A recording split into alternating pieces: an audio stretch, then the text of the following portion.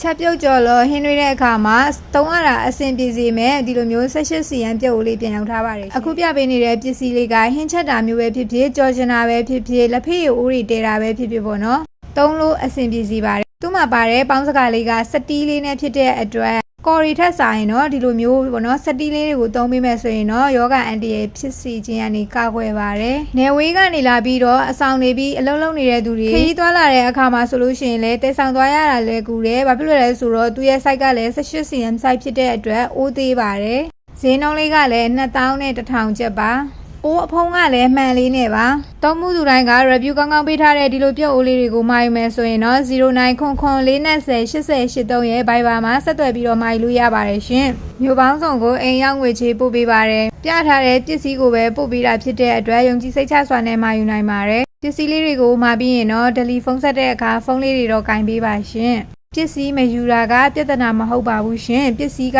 ညီမတို့စီကိုပြန်ရောက်လာတဲ့အခါမှာပစ္စည်းလေးတွေကွဲလာတတ်လို့ပါပေါင်းစကားကလည်းစတီးပေါင်းစကားလေးဖြစ်တဲ့အတွက်တသားမီတွေအတွက်ဖြည့်ဆက်စာတွေပေါင်းဖို့အတွက်ဆိုလို့ရှိရင်တော့မေမေတွေကဒါမျိုးလေးတူရောဆောင်ထားတင်ပါတယ်ရှင်ကျေးဇူးတင်ပါတယ်